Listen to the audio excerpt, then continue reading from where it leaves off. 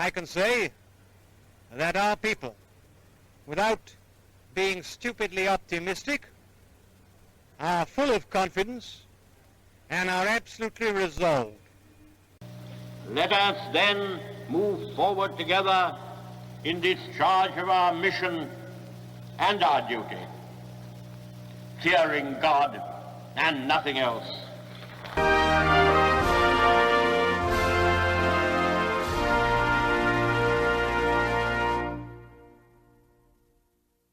Hello and welcome to Since Attlee and Churchill, the podcast about British political history since the Second World War.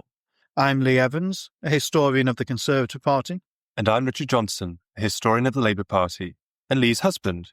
In each episode, we will be chewing over delightful historical morsels of British political history. And this week we're talking about something which has been present in British politics for as long as it's possible to talk about British politics, the House of Lords and peerages. But first, we do our Matters of Interest segment, where we discuss something which we've read, learned or listened to in the past week that we found particularly interesting. And the other week I was complaining on the podcast that we make the United States a reference point in British politics far too often. And I asked, when was the last time you heard about New Zealand on the news?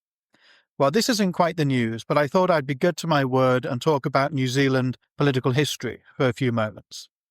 What interests me so much about New Zealand, aside from it being a beautiful and lovely country, is that it is a Westminster-style democracy with no codified constitution. Therefore, it has quite a lot in common with the United Kingdom. And it's done quite a few things in recent years that constitutional reformers or radicals in the UK wish that we would do. What got me thinking about this just the other day was when I saw some new statements put out by Labour MPs in favour of adopting proportional representation. And that's exactly what New Zealand did just over 3 decades ago. The background to this in New Zealand was a little different to here. It wasn't so much as what we may be going through now, the disintegration of the two-party system, as some rather unusual election results. So in 2 successive elections, 1978 and 1981, the National Party, roughly speaking the Conservative Party in New Zealand, won fewer votes but more seats than the New Zealand Labour Party. And this began to change the thinking within Labour. The issue was ultimately put to a referendum in 1993 on whether to swap first past the post for MMP, or mixed member proportional system. And the referendum result wasn't quite the cursed 52-48 ratio that we had almost a decade ago, but it was fairly close all the same. It was 54-46. And ever since, the Kiwi House of Representatives has been elected using this system, MMP. To give you a shorthand idea of how that works, it's really quite similar to the election system used in Scotland for the Scottish Parliament. So what could we say of how adopting PR has worked in New Zealand? Put bluntly, you can see whatever you want to see in the consequences. If you are in favour of PR, you see a parliament in which the distortion between votes and seats is dramatically reduced, smaller parties are better represented, and coalitions, which all honest proponents of PR must like or think desirable, are commonplace. So only once since MMP was introduced has a single party won a majority themselves, and that was in the freakish landslide victory that Jacinda Ardern achieved back in the early stages of the COVID pandemic. The current government in New Zealand is a coalition as well. It's led by the main centre-right party, the National Party, and they're in coalition with a small party of free market libertarians, ACT, and also New Zealand First, a party sometimes described as the UKIP, or Reform UK, of New Zealand. And if you're opposed to PR, you'll also find plenty to dislike in the New Zealand experience. So just one point which Richard and I observed, in fact, when we were in New Zealand the other year, there was an MP called Rino Tirikatene, and he had been the Labour MP for the Maori constituency, which makes up the entirety of the South Island, plus a tiny bit of the North Island, since 2011. He was also a minister in the last Labour government. But in 2023, as the Labour Party tanked, he lost his seat to the Maori Party. Except he didn't, in effect. Because of the list system, that goes alongside constituencies in MMP, and because he was on the list of Labour candidates, he managed to get back into Parliament in spite of losing his own seat. An example, for critics of PR at least, that there's no safe seat quite as safe as a good list seat under PR. There's much, much more that we could say about the way in which proportional representation has worked in New Zealand, and New Zealand and its politics in general. But hopefully that keeps me good to my word to bring more comparisons in aside from the United States, and to think about New Zealand in particular.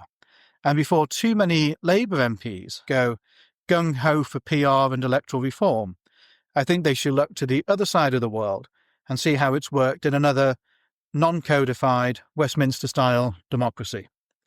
Richard, over to you. Well, I'm afraid I'm going to have to let the side down this week, Lee, because my matter of interest has to do with the United States, in spite of your plea for us to pay less attention to that country. But I chose this matter of interest this week because it pertains to a lecture that I attended earlier in the week at Oxford University.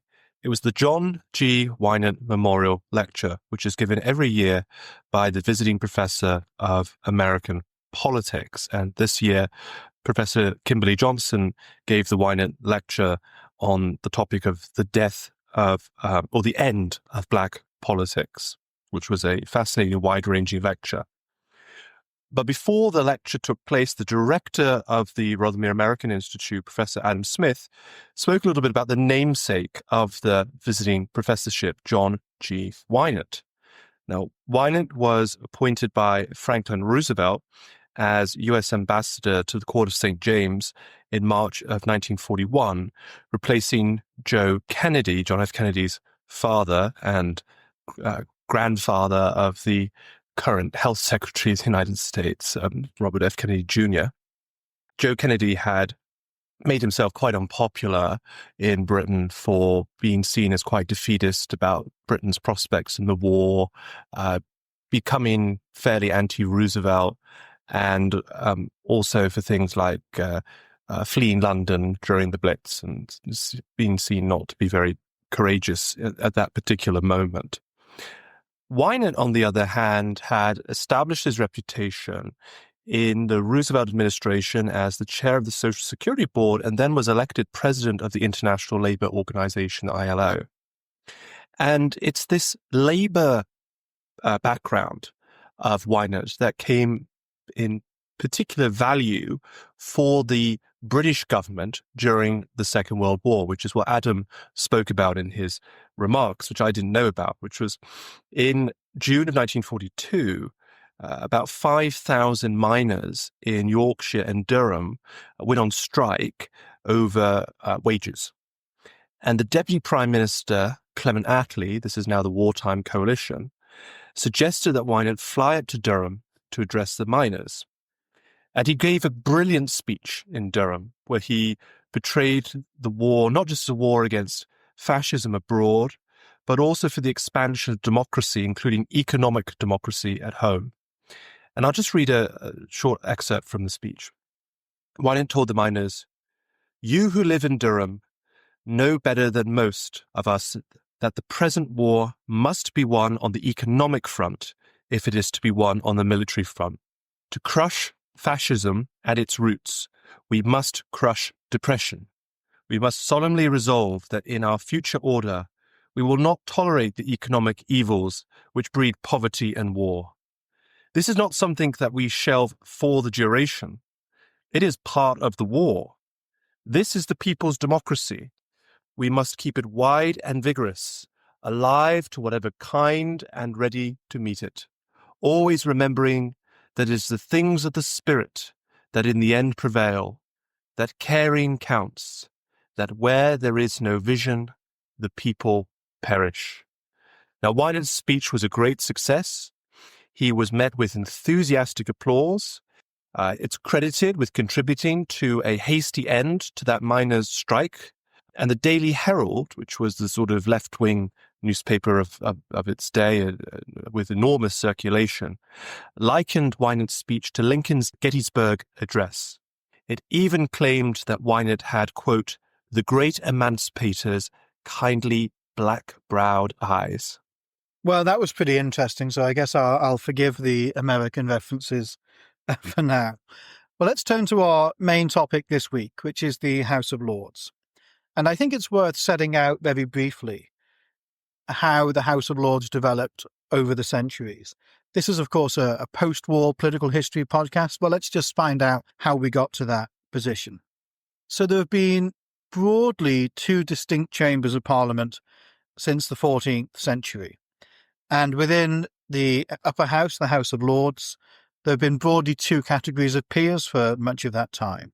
Lords temporal, overwhelmingly hereditary peers for much of the history of the House of Lords, and Lords spiritual, including bishops and archbishops.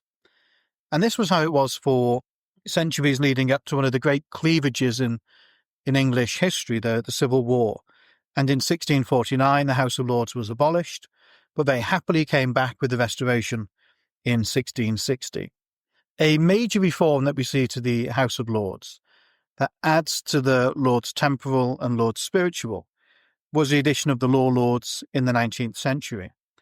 There was an act called the Appellate Jurisdiction Act 1876, and that created the judicial functions of the House, which survived for a very long time. And those Law Lords, quite importantly, would only sit for the duration of their own life. They were not hereditary, and in effect they were sort of the first life peers. And that's basically where we're at the beginning of the 20th century. There are three types of peers. The House of Lords is a powerful chamber. At the moment at which the 20th century begins, the British Prime Minister is a member of the House of Lords, Lord Salisbury. But very quickly, things begin to change. And arguably the most important markers of that change is the Parliament Acts. So, Richard, why don't you just introduce us to those Parliament Acts? Yes, the Parliament Acts are really important elements of the modern British Constitution. They are, I would regard them as some of the most important democratic reforms of the 20th century.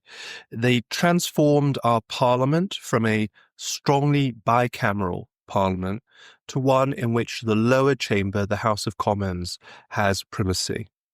And the main stage for the first of these Parliament Acts is a row over the Liberal budget of 1909. Now, that budget introduced various elements of the early welfare state, including old age pensions and unemployment insurance.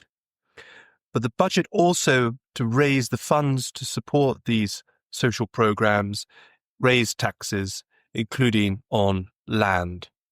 And it was this land tax in particular that incensed the members of the House of Lords, who at that time were overwhelmingly the hereditary peers and were also overwhelmingly conservative.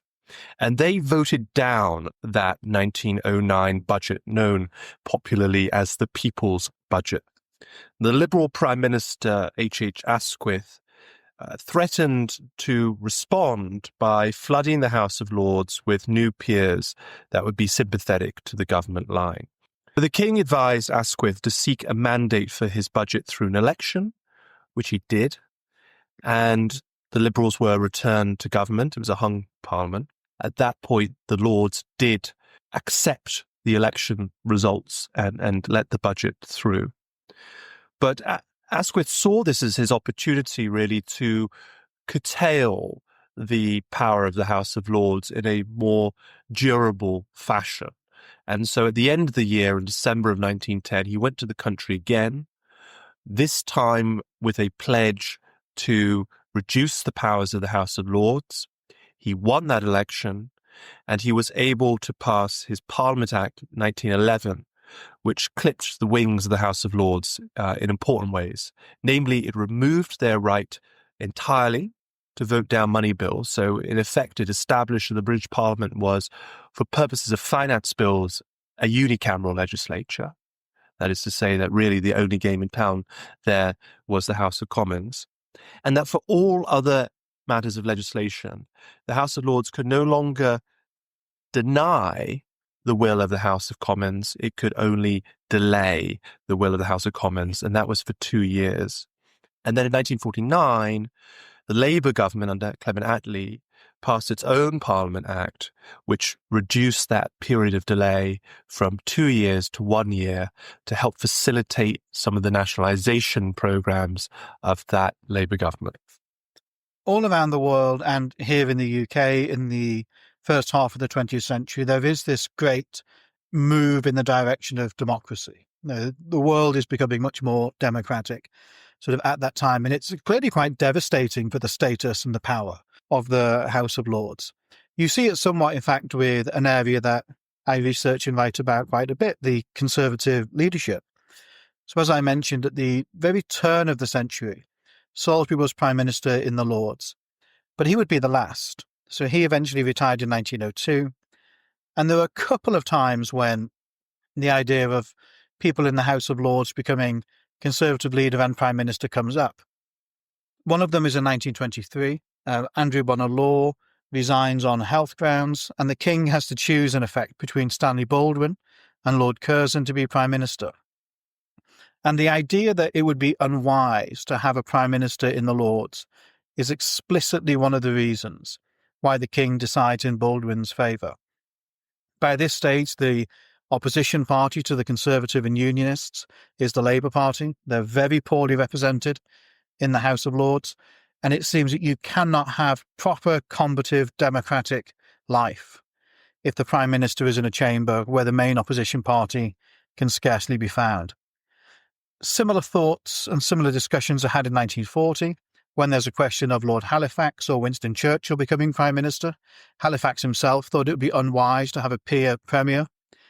And perhaps a definitive moment in which we can say beyond a shadow of a doubt that the idea of a peer Prime Minister is out of the question is in 1963, when Howard Macmillan is brought down by ill health ultimately, and he decides that the Earl of Hume should be his successor, commonly known as Sir Alec Douglas Hume. But it's a condition of him becoming Prime Minister that he disclaims his place in the House of Lords and seeks election to the House of Commons. Now, long before then, in effect, it had been thought unlikely, implausible for a member of the Lords to become Prime Minister. But the fact that it's set as a condition for Douglas Hume's ascension really confirms the fact that it would be impossible to have a peer in number 10 Downing Street. So that is basically the course of the first half of the 20th century, I guess, for the House of Lords. It becomes a shadow of what it was in 1900.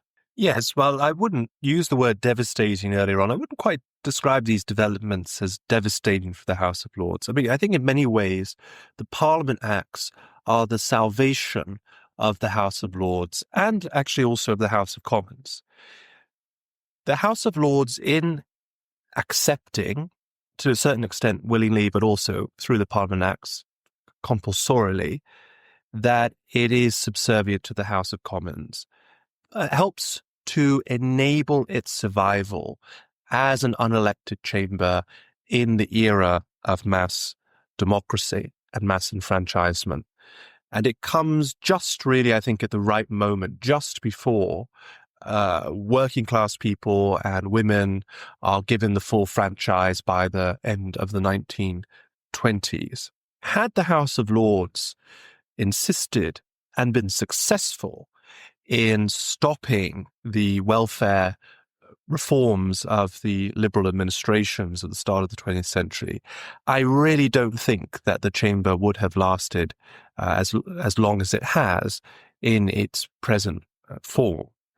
And it's an interesting counterfactual to run, I think, when one looks at the history of the United States Senate. I know, again, you don't like these comparisons to the United States, but it is part of my research, so I feel entitled to make the comparison. When the United States was first founded, it had a different constitution to the one that it has now. It's called the Articles of Confederation.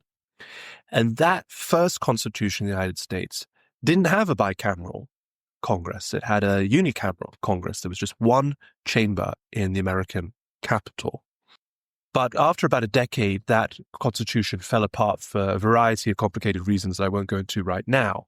But one of the concerns of the people who wrote the Constitution of the United States that is now still in effect today in 1787 was they were concerned that a unicameral Congress was open to too many democratic impulses, small d democratic impulses.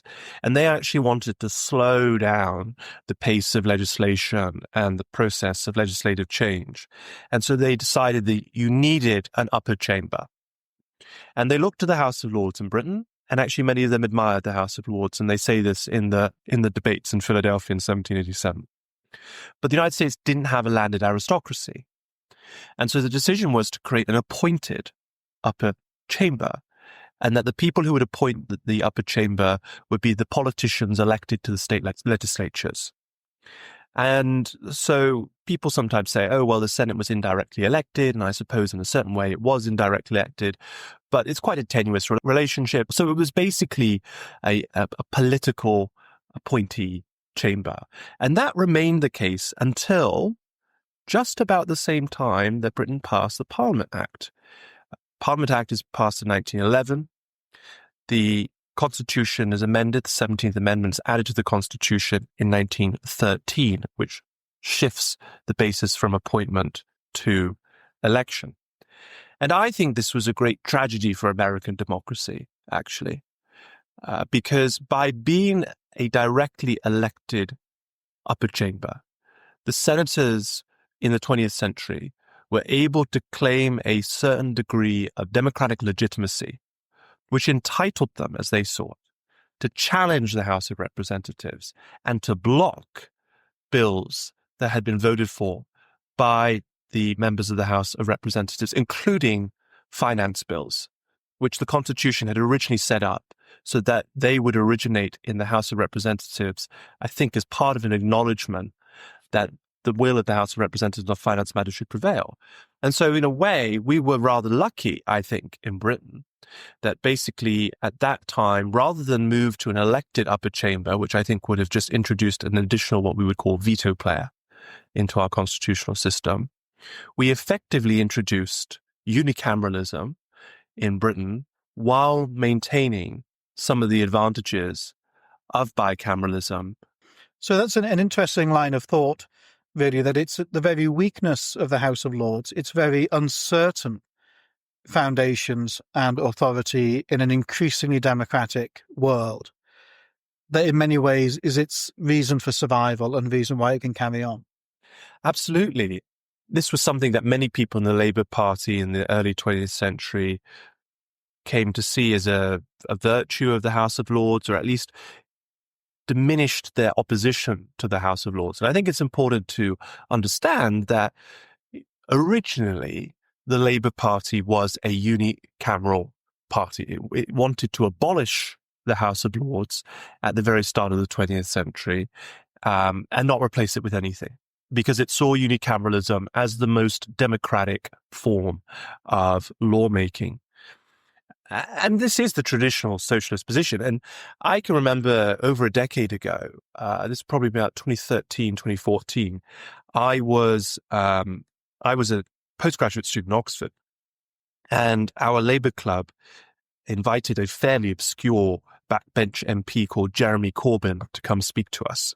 And only about 10 of us showed up to see him at, I think it was Corpus Christi College. And in his presentation, Jeremy Corbyn said that, of course, he would replace the House of Lords with an elected Senate. And in the Q&A, I challenged him on this, and I said that that's not the traditional socialist position. The traditional socialist position taken by people like Michael Foot would be, if you don't like the House of Lords, you just go full unicameral, just like is the case in all of the devolved parliaments of the United Kingdom today. There used to be an upper chamber, for example, in the devolved parliament in Northern Ireland, but that doesn't exist today. It's a unicameral legislature. Many of the Scandinavian countries are unicameral. New Zealand, as you've been talking about, Lee, is unicameral. I think 1951 they abolished their upper house. Right. And Greece and a whole raft of other countries are. So it's possible to be to have a unicameral system. But I would say that over time, many in Labour saw that the House of Lords could be useful for a variety of other functions, such as providing extra capacity for the scrutiny of legislation, sometimes even actually helping the government out by perhaps helping to kill or remove some embarrassing bit of a bill that probably shouldn't have been there in the first place, but it's less politically difficult to get rid of it in the House of Lords. Of course, the House of Lords became a useful place sometimes to be able to put people in government who may not have been members of the House of Commons. And so eventually the compromise position that most, I would say, the mainstream position of the Labour Party in the mid-20th century was that the House of Lords was indefensible in theory, but quite useful in practice. One Labour member of the House of Lords, Lord Stonham, said in 1962, quote, "I am bound to confess that although the present right to sit, whether by inheritance or appointment, is indefensible, paradoxically, the thing does work. In fact, once you've got over the indefensible method for selection for your lordship's house, it is, in my view, in its operation, the most democratic assembly of which I have any knowledge." And this is paradoxical, but it is worth really getting our heads around. Because for many in Labour, it was, as you said earlier, Lee, it was precisely because the Lord was not defensible democratically that this preserved the primacy of the House of Commons, which was the goal, really, of the kind of democratic unicameralism of the early Labour Party. Clement Attlee's deputy, Herbert Morrison, warned against attempts to reform the House of Lords by saying, quote, "Changes which give the House of Lords a democratic and representative character would be undemocratic in outcome, for they would tend to make the Lords equal to the Commons. The very irrationality of the House of Lords and its quaintness are our safeguards for modern British democracy."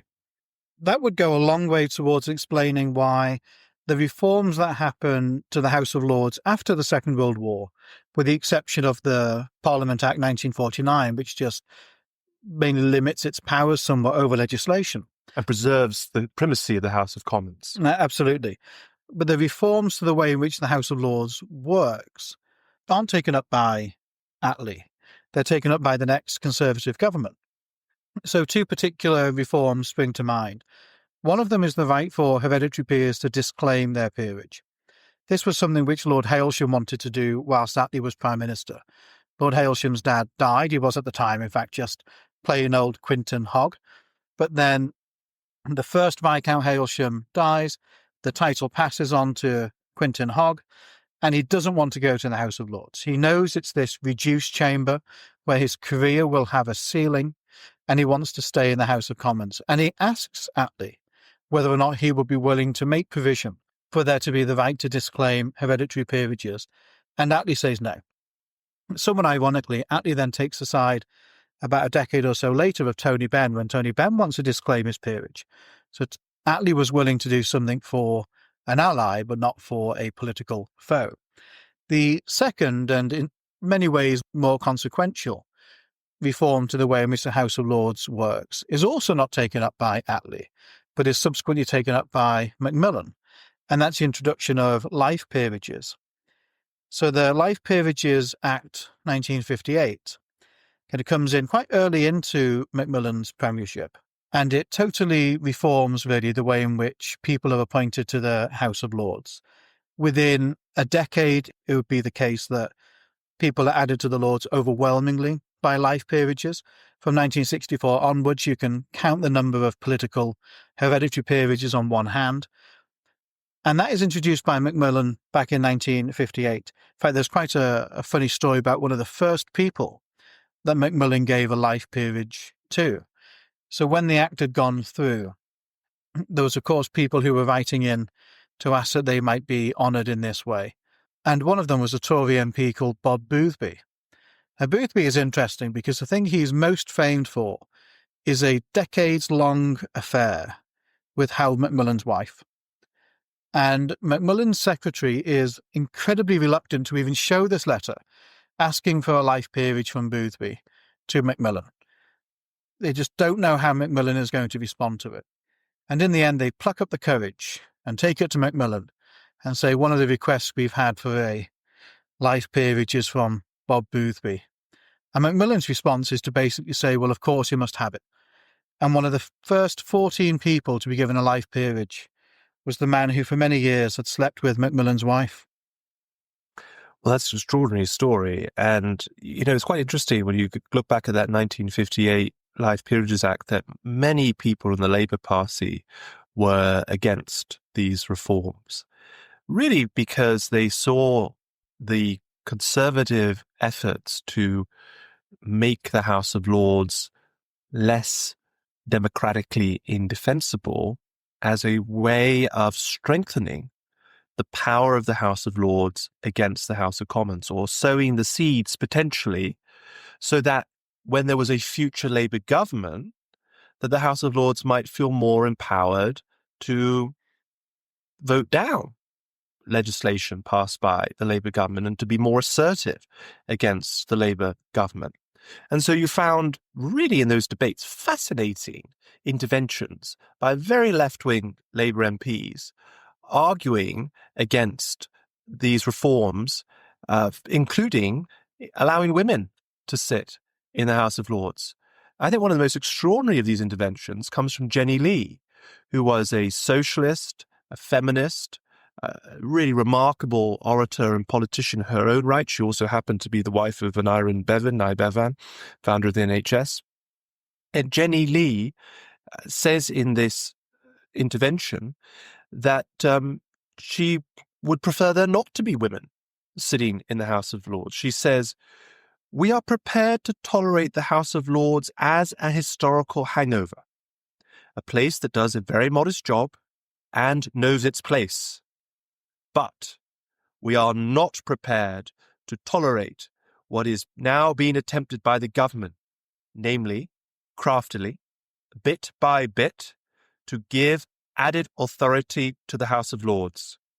She worried, "If we increase the status of the House of Lords and introduce into it men and women who, in their own persons, have more distinction, then we are adding power to the House of Lords." Ultimately, Jenny Lee would lose that argument. I guess there would be a great many people of distinction and merit put into the House of Lords over the following decades, and a couple of attempts at major reform which fail, really until the late 1990s, when you get another landslide Labour victory, and Tony Blair is incredibly determined to reform the House of Lords by, in fact, making the 1958 Life Peerage Act the way in which people get into the House of Lords and not the hereditary basis as it had been for the many, many centuries before. So, Richard, why don't you just talk us through what it was that Blair did in the late 1990s?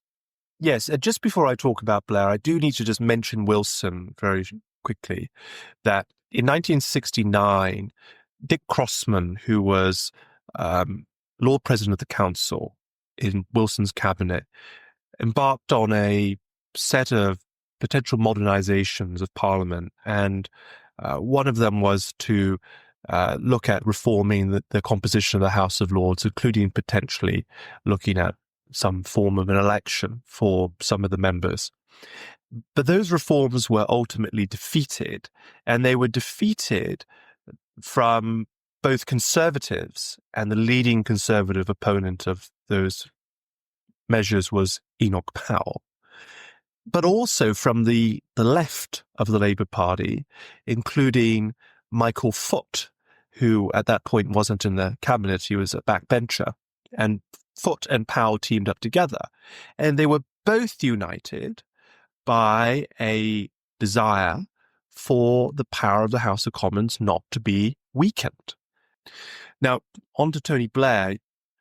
Tony Blair comes in, and at that time, the House of Lords was very, very large, well over 1,000.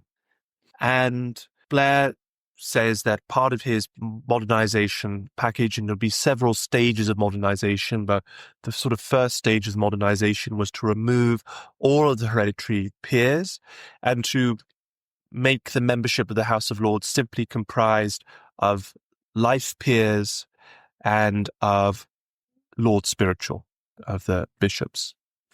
And there's a sort of fight that goes on and a fuss that's made.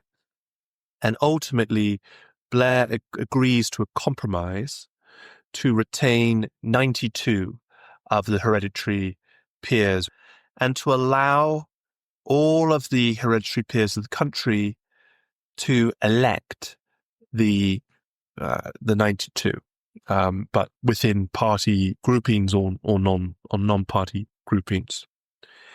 Now, if I may, I just want to say something on this point about the hereditary peers, because this is a classic example in the British Constitution where something shouldn't work in theory, is objectionable potentially in theory, but may carry some value in practice. On a theoretical level, of course, we would bristle at the idea of writing a constitution today where we would say that some of the members of the legislature owe their seats because of family lineage. And of course, that's quite understandable. At the same time, we could apply that same principle to the head of state.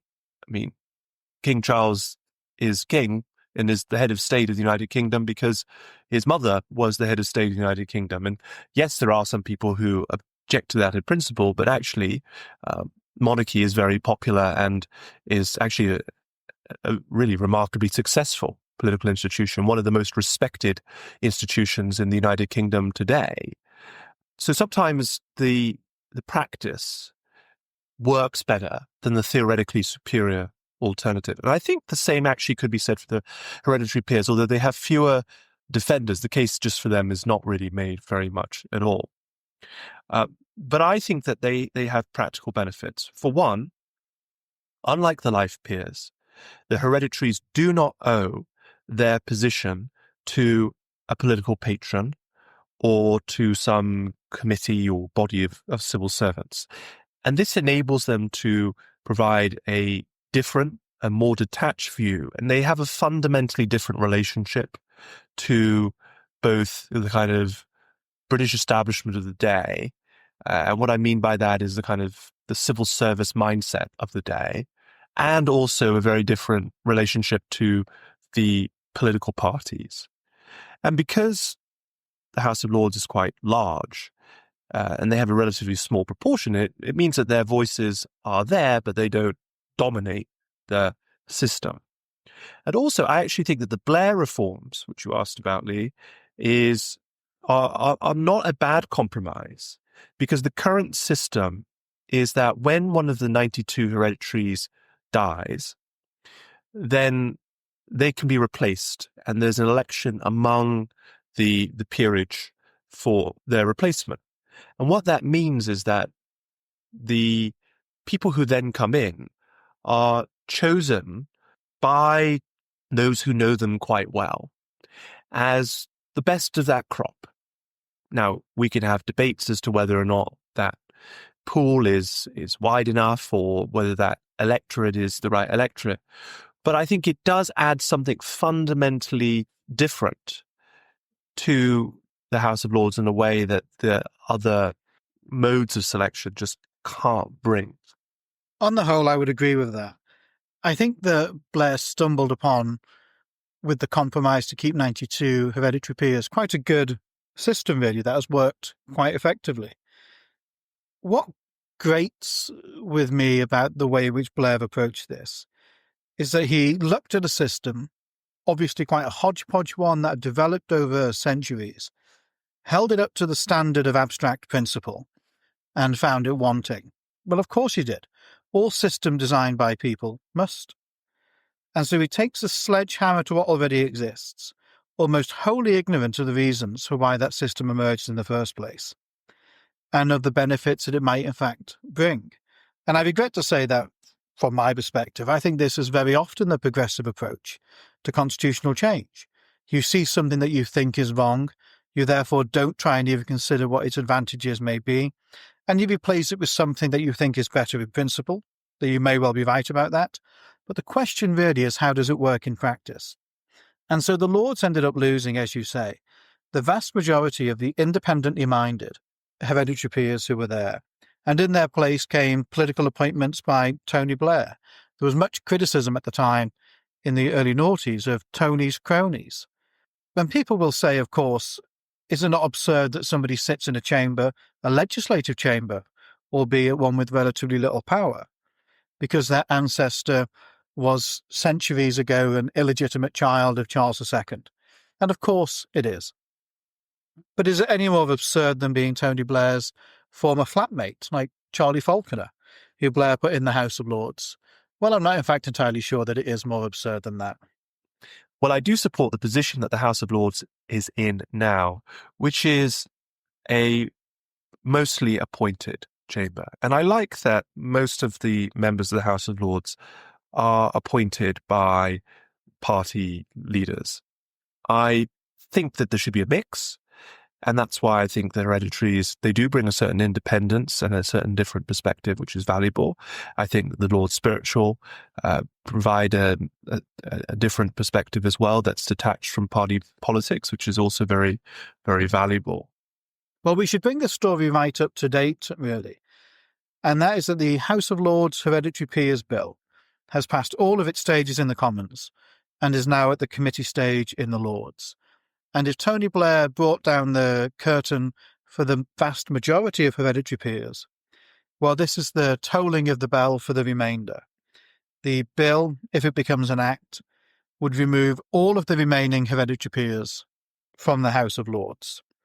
So, Richard, why do you think Labour is doing this? Why do you think Keir Starmer has made this a priority? We're still quite early into this new Labour government, and already this is very close to going on the statute books. Well, in many ways, I think Keir Starmer is repeating the playbook of Tony Blair, where a Labour government is elected. It lacks many of the features of economic radicalism that traditional socialists would want to see in a Labour government. And so it looks to achieve so-called radicalism through constitutional tinkering, because it can sound quite bold and it doesn't cost any money. And these changes that are currently going through do nothing to improve the lives of ordinary people. Nothing I can see is gained in terms of the quality of our legislative process. We do lose something. Now, maybe you say, good riddance, we don't care. In this grand scheme of things, the loss of these 92 hereditary peers is not earth-shattering. But I think it's symptomatic of a mindset that I think Keir Starmer is even more guilty of than Tony Blair, which is one that is obsessed with seeing politics through the prism of process rather than through outcomes. It naively thinks that making processes more logical or more modern will improve policy outcomes. And I'm afraid I don't think that's the case. We don't have time to go into it now, but I sometimes feel that the biggest folly in British politics is the view that if you change the means by which decisions are taken, then you necessarily improve the decisions. We've seen that with devolution, which was meant to deliver better government and in many respects hasn't. We've seen it with reforms to the way the Commons and the Lords have worked. We're not necessarily better governed because modernisers have had their way, changing the way in which our institutions look and operate. The thing which the Labour Party promised in 2024, alongside scrapping the hereditary peers, was a cap on age of members of the House of Lords. So Labour's manifesto said this: Labour will also introduce a mandatory retirement age. At the end of the Parliament in which a member reaches 80 years of age, they will be required to retire from the House of Lords. Now, thankfully, this isn't in the bill that's currently making its way through Parliament. And I could only hope that the stupidity of this proposal has been pointed out to senior people in Labour. So there are over 150 peers who are over the age of 80. and together they have over 3,500 years of experience in the House of Lords. This is a really experienced cohort of peers, and it includes people like Lord Heseltine, a former Deputy Prime Minister, Lord Clark, Ken Clark, a former Home Secretary and Chancellor, Lord Dubbs, Alf Dubbs, one of the Kindertransport children and an advocate for the rights of refugees, people like Baroness Butler-Sloss, the first female Lord Justice of Appeal, Melvyn Bragg, the broadcaster, Norman Fowler, a former Lord Speaker and campaigner on HIV and AIDS, Lord Winston, the scientist and pioneer of IVF treatment, Neil Kinnock, as a former Labour Party leader, people like Lords Butler and Wilson, former Cabinet Secretaries, and also people like Lord Patten, there's a last Governor of Hong Kong, a former Chairman of the BBC Trust, a former Chancellor of the University of Oxford. And the list goes on and on and on, and putting in place an arbitrary cut-off and saying that their experience and contribution is no longer valid because of their age feels absurd and is something we have at least been spared so far from Keir Starmer's proposals. So that's where the House of Lords is now, with this bill making its way through Parliament to remove the hereditaries. So, Richard, what value do you think the Lords can bring to the UK and its politics in 2025? Well, I think that list you've just shared with our listeners, which was only the list of octogenarian and nonagenarian peers of note, just gives a flavour of the remarkable range of talent, experience and insight that we have in the House of Lords as it's evolved today, in a way which I really don't think you could replicate under any other arrangement, and is basically unheard of in the rest of the world. I mean, there really aren't any other legislative chambers that contain that range of experience of people who are Nobel Prize winners, people who are prominent academics, people who are prominent scientists, trade union officials, businessmen, businesswomen, people who have served at the highest ranks of the law, people who have had extraordinary political experience, including being the former prime minister, multiple of them. You know, it's an extraordinary collection. And then to add to it, you have the fact that these people are not salaried, right? There's a daily attendance allowance, but if these people don't show up, and there isn't an expectation that they have to show up every time that the House of Lords sits, then they cost nothing to the taxpayer. Most of them don't get any staff at all. They have to self-fund staff if they want to have even as much as one assistant. Or they club together, maybe, and they'll find a staff member. But basically, they get very, very minimal staffing support. The Labour MP Austin Mitchell described the House of Lords in this way. I think it's really apt. He said, "The House of Lords is a legislative sweatshop in which the most elevated in the land are exploited. Peers are persuaded to work practically for free by imposing on their sense of duty. Every emotion and attitude is exploited to the maximum to give Britain its cut-price second chamber on the cheap. It's probably the cheapest in the world. The deal may be exploitative, but it works. All who attend feel they've got a useful job to do, while the executive gets the world's only cut-price legislature. They sit in a palace, more opulent than any, to disguise their shoestring salaries. Peers would earn more as full-time guides round the Palace of Westminster than exhibits within it. Yet the Lords work harder as amateurs than many more professional legislators. And I think that is absolutely the value of the House of Lords today. I know people will pick up from our discussion that we're both in favour of the Lords, continuing roughly in the way in which it operates at the moment. But that's not to say that I never find it outrageous when you see somebody inappropriate or seemingly unqualified appointed to the Lords. So all appointments, I think, are bad appointments. But the idea that just because sometimes somebody's put in there that raises eyebrows or makes you think, good God, what have they done to deserve a place in the House of Lords? Doesn't mean we should throw the baby out with the bathwater. Doesn't mean we should throw enormous experience out of the chamber just because somebody gets the right to claim an attendance allowance when they turn up and have a fancy title. Now, there is so much value, I think, that comes from it, and so many people who see it as being part of their duty to public service. And I think that's something really worth preserving. One of the pieces you've written, Richard, on the Lords, and it goes against the grain of most thinking on this, is that there is in fact a case for a bigger House of Lords. Why do you think that's so? Well, we so often hear that people say the House of Lords is much too big. It's the biggest legislative chamber in the world, other than the People's Congress of the People's Republic of China. And I say to them, well, so what? Just the fact that it's different than other legislative chambers doesn't mean that it's necessarily worse. What is the actual problem with having a large House of Lords? And I think the case for decreasing the size of the House of Lords is basically vibes. It's basically one that is superficial. At its core, fundamentally misunderstands the role of the upper chamber in the British Constitution as it's developed today. First of all, the House of Lords is not, strictly speaking, what political scientists would call a professional legislative chamber, for many of the reasons we've already discussed. Its members don't take a salary. There is no expectation that members participate full time. There is a little sanction for dormant membership. There is limited provision for staff or even office space.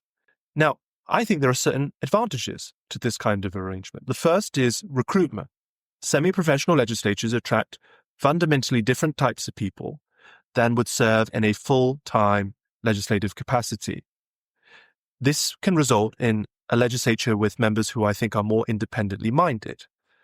Their livelihoods do not depend on their membership, and so some of those pressures to toe the line are not quite the same. Semi-professional legislatures are also more likely to include individuals who are not or do not regard themselves as politicians, but they might have quite important and valuable insights to provide, quite often by the very fact that they are semi-detached from full-time politics. The semi-professional nature of the House of Lords ensures that it includes individuals who are active in a wide array of other activities that we've already discussed, from academia and medicine to law and business and everything in between.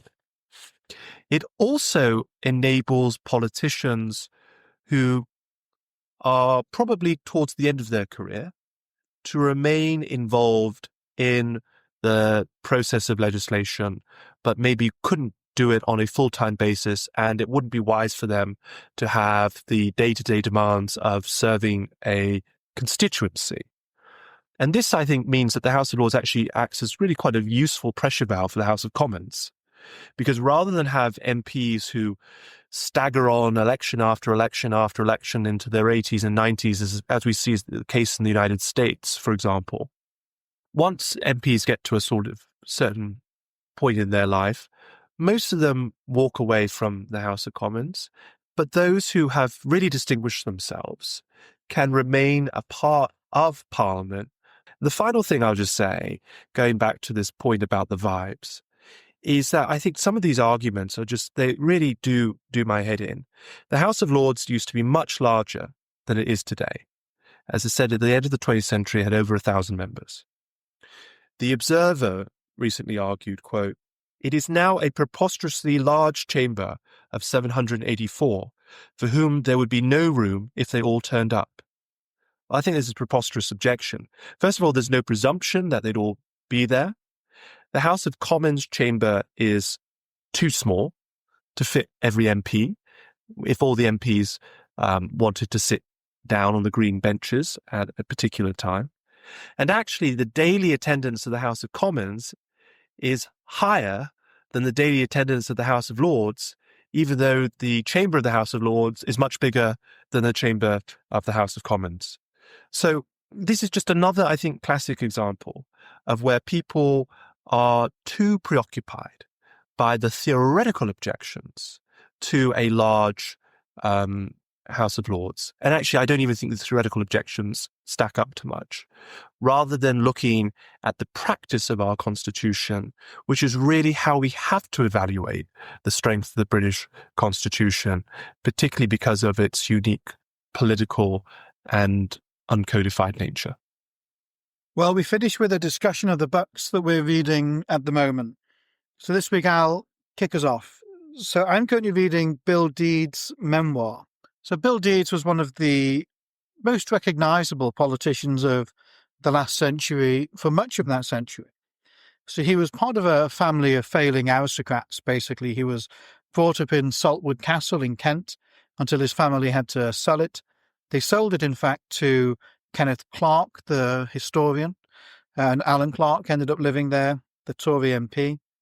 Early in his career, Bill Deeds chronicles in his memoir about how he became a journalist, first for the not long defunct newspaper, The Morning Post, and then he became the Conservative MP for Ashford in 1950 and stayed there for about a quarter of a century. In many ways, he had quite a charmed progression in politics. So he met a small number of the selection committee in the Ashford constituency before just being announced to the membership as the candidate. Throughout the book, he describes his work as a constituency MP, which in many ways is not totally different to now when you see new members of parliament trying to win the favour of their constituents so that they can ride out any swings in political fortune. And you also see how he tried to get a foot on the ministerial ladder, first under Churchill, then under Eden, and eventually a most senior under Macmillan. Some of the curiosities that stand out in this book, which I've really quite enjoyed, is hearing him describe how he appeared in the first ever Conservative Party political broadcast alongside Macmillan. It's all rather stilted and rather awkward, as lots of television back then was. But he describes it in this really quite compelling way. You can see it on YouTube, in fact, the party political broadcast. Deed's career after the mid-1970s transitioned away from politics and back into journalism. In fact, I think he was the first person to be a member of the cabinet and then an editor of a national newspaper. He became editor of the Daily Telegraph in 1974. He lived until 2007, and he had been basically one of these figures whose life spanned the entirety of the 20th century, give or take. He met them all, he knew them all, everybody who was senior in politics, certainly Conservative politics, throughout this time, right back to Churchill and ending with Dennis Thatcher and others much later on. It's a book I'm really quite enjoying. Reading is very readable. I'm not sure that always sounds like a compliment, but it's a very readable book about a life who's not always well remembered now, but was very recognisable for much of his time in the public eye. So, Richard, what are you reading at the moment? Well, I'm reading at the moment Get In, the inside story of Labour under Starmer by Patrick Maguire and Gabriel Pogrund. But I think perhaps it should be really subtitled Get In, the biography of Morgan McSweeney, British Prime Minister.